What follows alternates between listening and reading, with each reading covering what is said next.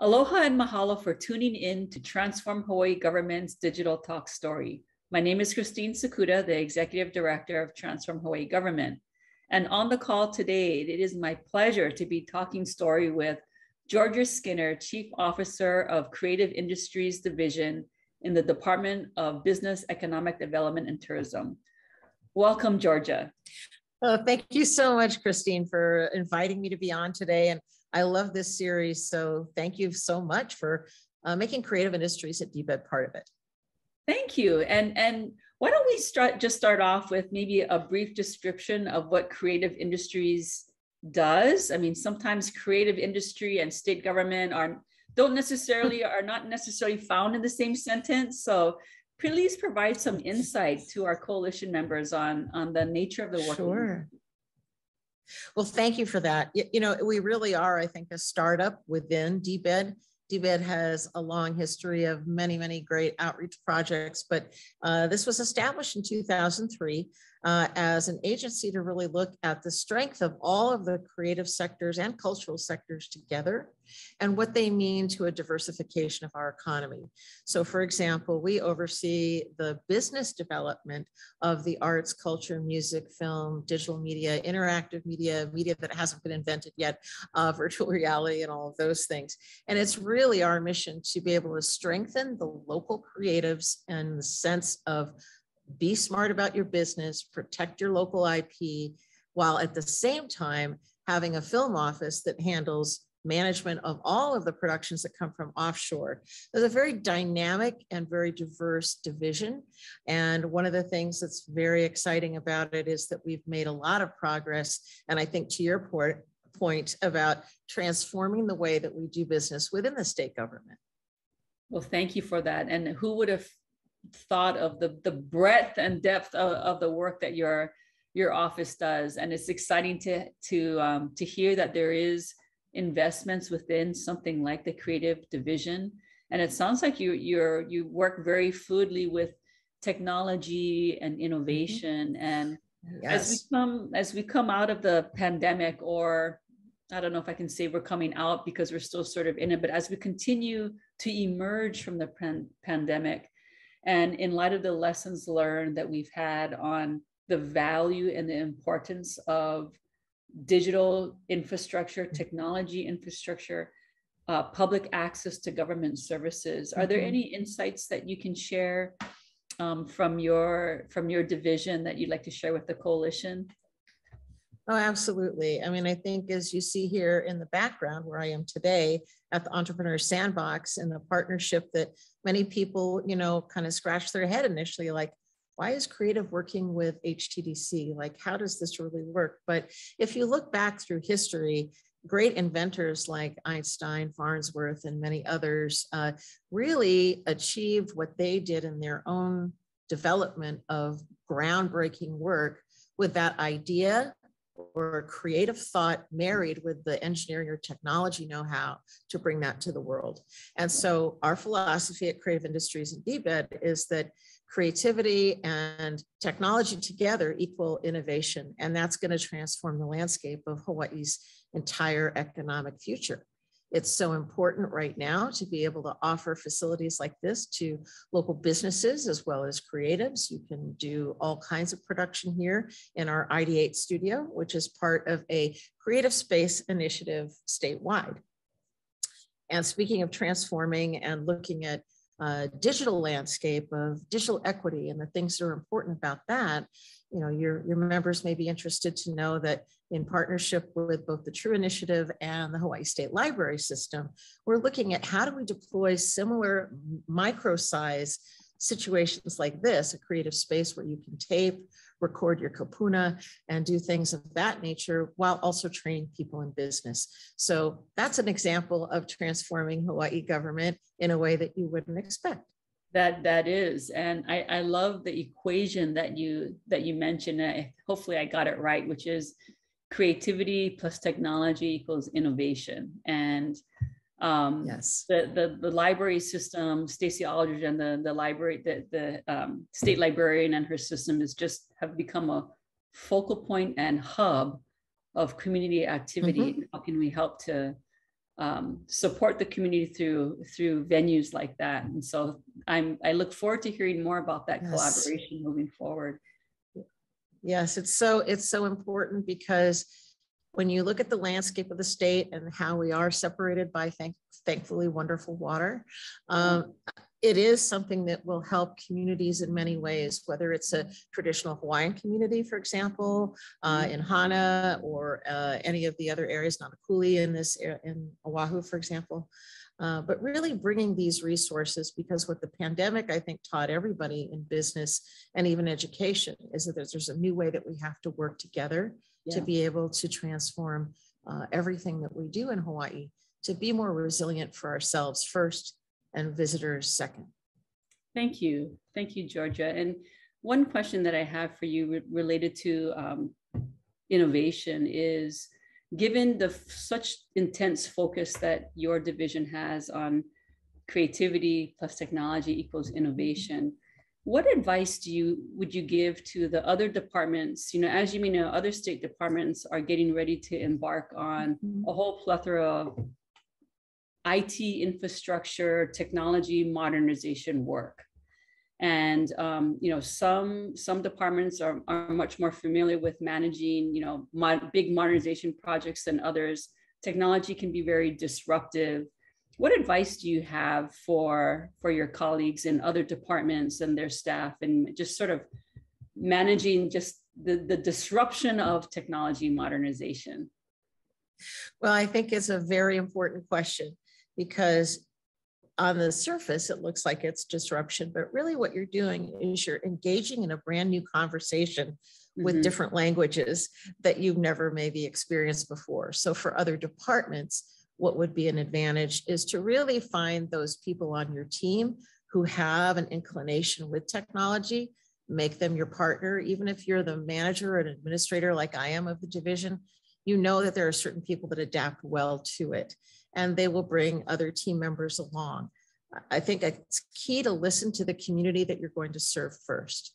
And then continued engagement with that community. That's how this developed here at the Entrepreneur Sandbox, is engagement with both technology and creative people throughout the state.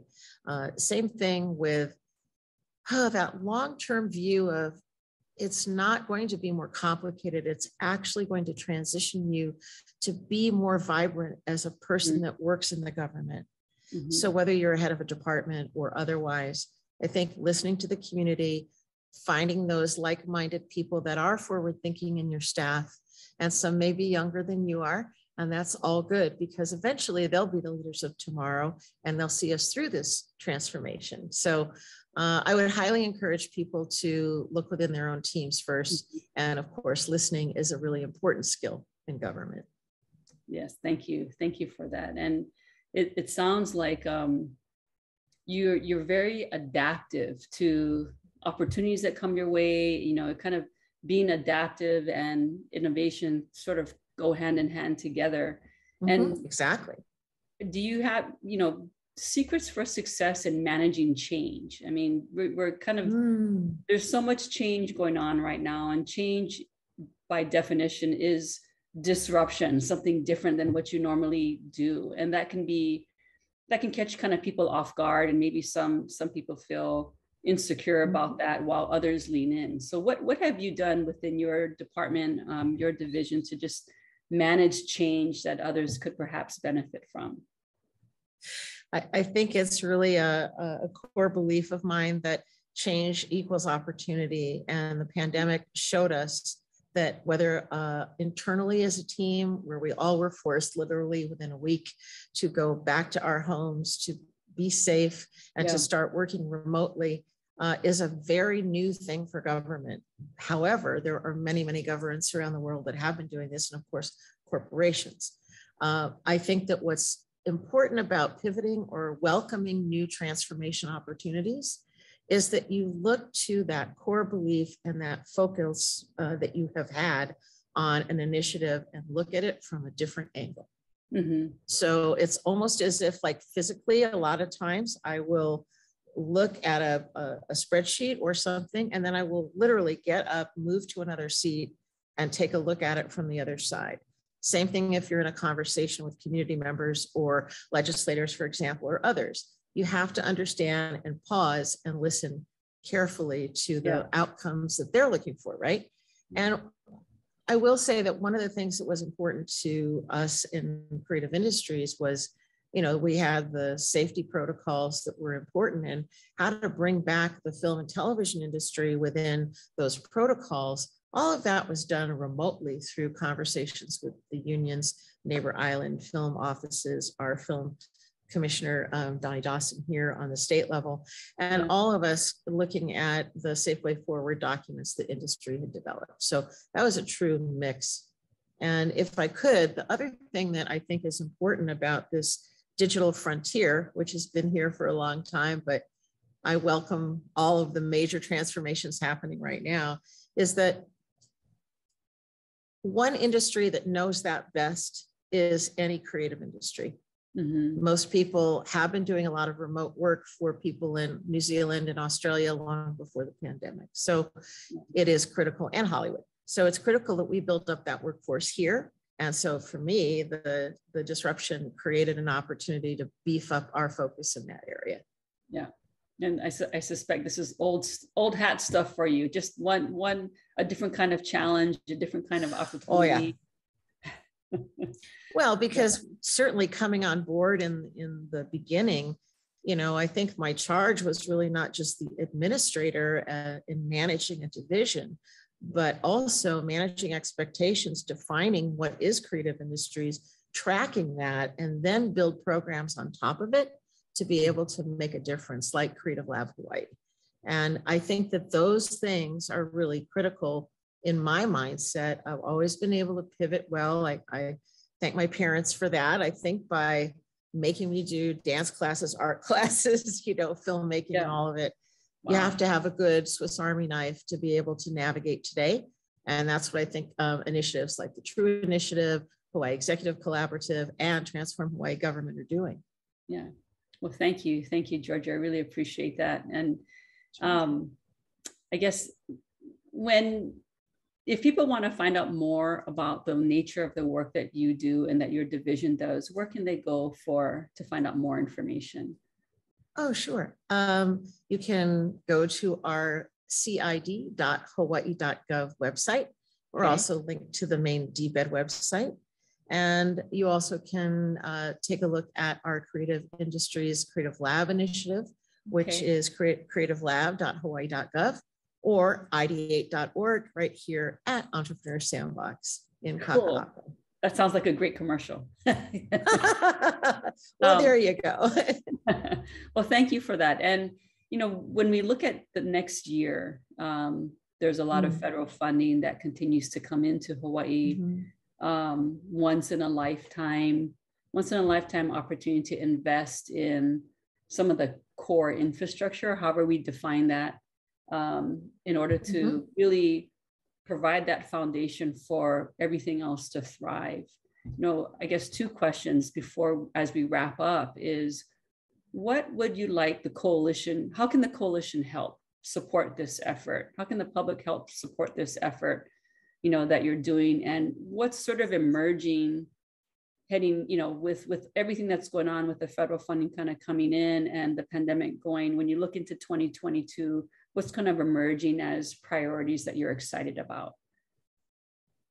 Well, definitely looking into 2022, what I'm excited about is more collaboration with community and nonprofit organizations, as well as government organizations, to beef up the broadband infrastructure. And when we say that, maybe the community just thinks, well, you know, that's just doesn't relate to me, but it absolutely does. Yeah. Because what I feel is an important step in the future is funding at the federal level for this provides a basic underpinning, a structure, if you will, for more and more regional communities, those that are rural in nature, to be able to be a digital creative or a digital cultural practitioner, or someone who is going to run a business remotely and connect with people from around the world. So my dream is to be able to have a very vibrant online hub for creative content that anyone in the world can find, license, and be able to protect those creatives here in the state so that we're balancing the opportunities of not only consulting, but also creative work that can be exported through our IP. Thank you, Georgia. And you know, how can the coalition support your efforts? Oh well, I would love to continue to have dialogue and maybe a brown bag lunchtime talk story about some of the initiatives that we see coming up would be great fun. And the other is that there are so many success stories coming out of Creative Lab Music, as well as Creative Lab and other sister organizations like OHINA, with more and more of our media industry and entertainment industries globally seeing the value of storytelling in Hawaii and what our storytellers have to offer. So we want to make people a 360-degree infallible creative, and we welcome the support of your coalition to help us get that word out and collaborate on new things for the future. Well, thank you. And we look forward to supporting, you know, staying connected with you and then supporting those projects as they blossom.